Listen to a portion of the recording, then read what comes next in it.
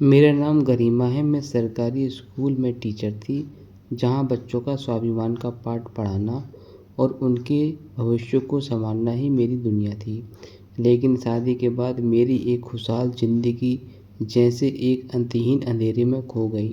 शादी के बाद जैसे ही मुझे मेरी मेहनत की सैलरी मिलती, मेरी तलाकशुदा नंद एक साए की तरह मेरे सामने आ खड़ी होती। मेरी पूरी सैलरी मुझसे ज़बरन छीन लेती। हर महीने की पहली तारीख, जो किसी भी नौकर पैसा के लिए सुकून लाती, मेरे लिए एक भयावह मानसिक और प्रताड़ना बन चुकी थी। मेरे अपने ही कमाए पैसों पर मेरा कोई अधिकार नहीं रह गया था और पुरासी ससुराल इस अन्याय पर मुख दर्शन बना रहता था। आखिरकार घुट-घुट कर जीने की भी एक हद होती है। एक दिन अपनी ही आत्मा की आवाज़ सुनकर मैंने फैसला कर लिया था कि बस बहुत बर्दाश्त कर लिया। मैंने और मेरे अपने ससुराल वालों ने जब मुझे अपने ही आत्मसम्मान के लिए खड़ा होना ही होगा। बचपन से ही मुझे किताबों में बेहद लगाव था। जब मैं छोटी थी तब अपनी सहेलियों को इकट्ठा करके उन्हें टीटी पढ़ाया करती थी। ब्लैक बोर्ड पर खड़ियाँ लिखना और बच्चों को समझाना मुझे बेहद सुकून देता था। माँ हमेशा कहती थी, गरिमा तू एक दिन बहुत अच्छी शिक्षिका बनेगी। पिताजी भी मेरी पढ़ाई लिखाई को लेकर बेहद गंभीर थे। उन्होंने अपनी ही सीमित आय से भी मेरी शिक्षा में कोई कमी नहीं छोड़ी। उनकी मेहनत और मेरी लगन रंग लाई।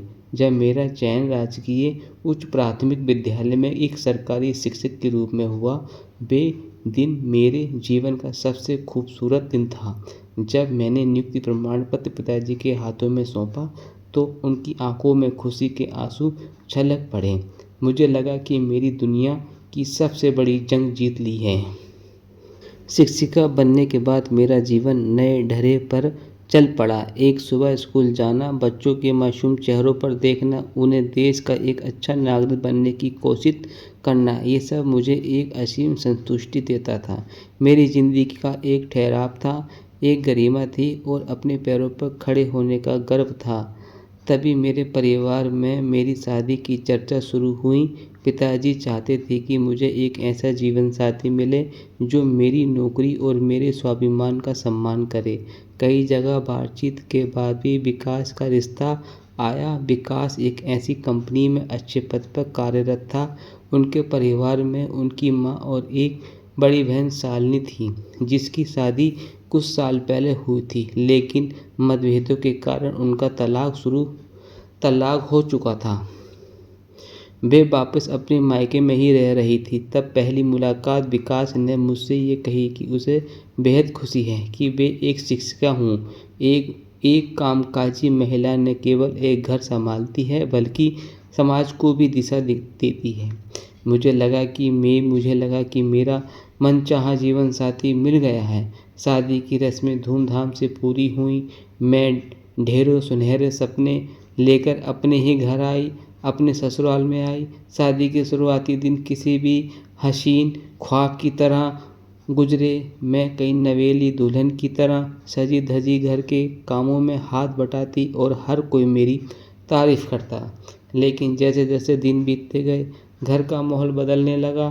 शादी के बाद जब मेरी छुट्टियां ख़त्म हुई, तब मुझे वापस स्कूल ज्वाइन करना था। तब मैंने महसूस किया कि घर में एक अजीब सी खामोशी पस गई है।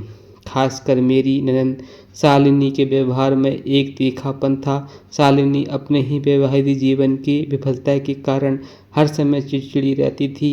उनकी अपनी कोई व्यवस्था नहीं थी, इसलिए वे घर के हर छोटे बड़े फैसले में अपनी ही दखल अंदाजी रखती थी। शुरुआत में मुझे लगा कि शायद एक असफल शादी के दर्द में उसे ऐसा बना दिया, लेकिन उसकी कड़वी बातों में ही हंसकर टाल देती। सास भी हर बात पर शालिनी का पक्ष लेती। विकास अक्सर काम के सिलसिले में व्यस्त रहता था, इसलिए वह घर की अंदरूनी बातों पर ध्यान नहीं देता पाता था। स्कूल जाने के बाद मेरे फैसले पर शालिनी ने एक दिन ताना मारते हुए कहा है कि सरकारी नौकरी मिल गई है, इसका मतलब ये नहीं है कि घर को भूल जाओगी। यहाँ तक जिम्मेदारियाँ हैं। मैंने बेहद विनम्रता से उत्तर दिया, मैं स्कूल और घर दोनों अच्छे से संभालने की पूरी कोशिश करूँगी। मुझे पता था कि ये सिर्फ एक शुरुआत थी और असल इम्तिहान तो अब शुरू होना था। जब मेरी मेहनत की कमाई इस घर में आने वाली थी, स्कूल ज्वाइन करने के बाद पूरा महीना बेहद सही था। सबके लिए खाना बनाना, फिर समय पर स्कूल पहुंचना। स्कूल के लौटने के बाद भी थी थक कर चूर होने के बावजूद भी रसोई में संभालती। मैं चाहती थी कि मेरे ससुराल वालों को शिकायत का कोई मौका ना मिले। आखिरकार महीने का आखिरी दिन आया। मेरे मोबाइल पे एक मैसेज टोन बजी थी और मेरी पहली सैलरी मेरे खाते में आ चुकी थी। मेरी आंखों में एक चमक थी। मैंने सोचा था कि इस पहली सैलरी से मैं अपनी सासू माँ के लिए एक सुंदर साड़ी खरीदूंगी, शालिनी दीदी के लिए एक उपहार लूँगी, विकास के लिए कुछ खास बनाऊंगी। शाम को जब मैं स्कूल से घर लौटी तो ड्राइंग रूम में सास जी और शालिनी दीदी पहले से ही बैठी हुई थी। उनके चेहरे पर एक अजीब सी उत्सुकता थी। जैसे ही मैंने पैर छूकर आशीर्वाद लिया, शालिनी दीदी ने सीधे ही मुद्दे पर आते ही मुझसे कहा कि आज पहली तारीख है और मेरी सैलरी आ गई होगी। इससे पहले कि मैं अपनी योजना बनाती हूँ कि मैं उनको के लिए उपहार लाना चाहती हूँ, शालिनी दीदी ने अपना हाथ आगे बढ़ा दिया और बेहद रूखे स्वर से कहा है कि मैं अपना मोबाइल बैंकिंग खोलूँगी और पूरी सैलरी उनके अकाउंट में ट्रांसफ़र कर दूँगी, क्योंकि इस घर में सारे वित्तीय फैसले वही देती है। मैं सन्न रह गई। मेरे कानों में उनकी बातें पिघली हुई शीशे की तरह उतरी। मैंने असमंजस में सास जी की तरफ देखा, इस उम्मीद की वे शालिनी को टोकेगी, लेकिन सासू माँ ने अपनी आंखें फेर लीं और कहा कि शालिनी ठीक कह रही है और शुरू से ही इस घर का बजट वही संभालती आई है, इसलिए मैं अपनी ही पूरी सैलरी उसे ट्रांसफ़र कर दिया करूँगी। वक्त मेरे स्वाभिमान को पहली बार एक गहरी ठेस पहुँची है। जो पैसे मैंने अपनी ही दिन रात की मेहनत, बच्चों को पढ़ाने की थकान और सुबह की भाग दौड़ से कमाए थे, उन्हें सौंपने के लिए मजबूर किया जा रहा था। मैंने हिम्मत जुटाकर कहा कि घर के खर्चों के लिए हिस्सा बनता है और मैं देने को तैयार हूँ, लेकिन मेरी बात में बीच में ही काट हुई। शालिनी चिल्लाई कि घर में रहना है तो यहाँ के नियम मानने होंगे और मेरी पूरी सैलरी वहीं जमा होगी। उस रात भारी मन से आंसू छुपाते हुए मैंने अपनी पूरी सैलरी शालिनी के खाते में ट्रांसफ़र कर दी। ये सिलसिला सिर्फ एक महीने का नहीं था। हर महीने की पहली तारीख के लिए मासिक यातना का दिन बन गई। जैसे ही सैलरी आती, शालिनी मेरे सिर पर आकर खड़ी हो जाती। वे मेरे फ़ोन पर अपने हाथ से लेती और खुद ही सारा पैसा अपने खाते में ट्रांसफ़र कर लेती। हद तो तब हो गई तब मुझे अपने ही व्यक्ति खर्चों के लिए शालिनी के सामने हाथ फैलाना पड़ता था। तब मैं पैसे मांगती तब मुझे एक एक करके पैसे का हिसाब देना पड़ता, 100 ताने सुनने पड़ते। मैंने इस बारे में विकास से बात करने की कोशिश की। एक रात जब कमरे में अकेले थे, मैंने बेहद भावुक होकर कहा कि मुझे अच्छा नहीं लगता कि मेरी पूरी सैलरी दीदी लेती है और मुझे अपनी छोटी मोटी ज़रूरतों के लिए भी उनके सामने हाथ फैलाना पड़ता है। विकास ने मेरी ये बात को गंभीरता से लेने के बजाय टालते हुए कहा कि दीदी का जीवन पहले ही बहुत दुखी से गुजरा है और अगर इस घर के फैसलों को उन्हें थोड़ी सी खुशी मिलती है तो मुझे इन छोटी बातों में घर का माहौल ख़राब नहीं करना चाहिए।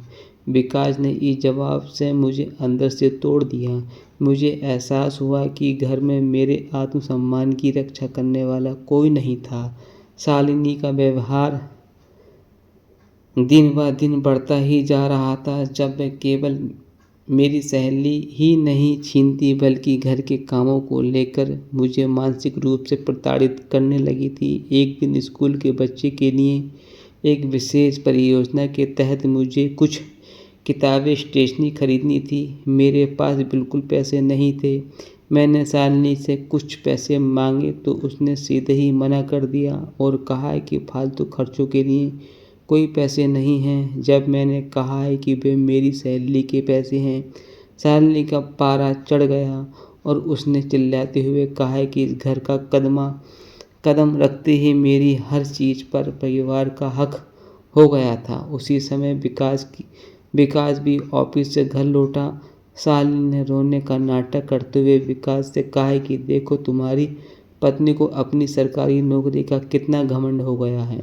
ये मुझे इस घर से निकाल कर चाहती है। विकास ने बिना कुछ सोचे समझे मुझ पर चिल्लाना शुरू कर दिया और यह तक कह दिया कि अगर मैं अपनी सैलरी का इतना ही गुमान रखती हूँ तो ऐसी नौकरी पर वे थूकता है। जिस दिन विकास ने शब्दों में मेरे दिल का आर पार एक खंजर सा काम किया, उस पर रात में पूरी रात रोती रही। अगली सुबह जब मैं सोकर उठी तो मेरी आंखों में आंसू नहीं थे, बल्कि एक अजीब सा दृढ़ संकल्प था। मैंने खुद को कहा है कि बस गरिमा, बहुत हो गया। तुमने अपने रिश्तों को बचाने के लिए अपने ही आत्मसम्मान की आहुति दे दी, लेकिन इन लोगों के लिए तुम्हारा आत्मसम्मान मायके नहीं रखता। मैंने बैंक जाकर अपना मोबाइल नंबर, नेट बैंकिंग का विवरण बदलवा दिया और तय कर लिया कि इस बार इतिहास खुद को नहीं दोहराएगा। पहली तारीख को शाम को जब मैं घर पहुंची तो हमेशा की तरह शालिनी दीदी हाथ में अपना फ़ोन लिए बैठी थी। उन्होंने मुझसे मेरी सैलरी ट्रांसफ़र करने को कहा तो मैंने शांत कदम बढ़ाए और बेहद ठंडे लेकिन मजबूत स्वर में कहा कि अब मेरी सैलरी ट्रांसफ़र नहीं होगी।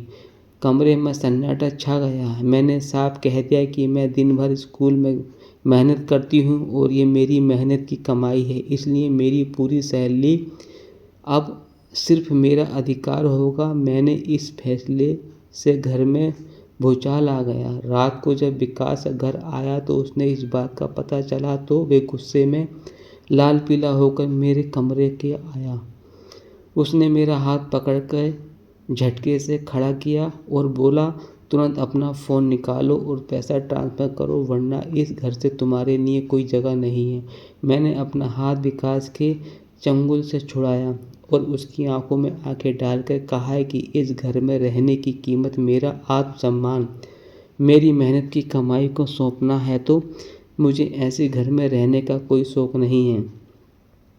विकास ने गुस्से से आकर कहा कि अपनी ही इस मामूली नौकरी का घमंड में अपना ही बसाया घर उजाड़ रही हूँ। मैंने जवाब दिया कि घर में वही होता है जहाँ सम्मान होता है, यहाँ केवल मेरा आर्थिक और मानसिक शोषण हो रहा है।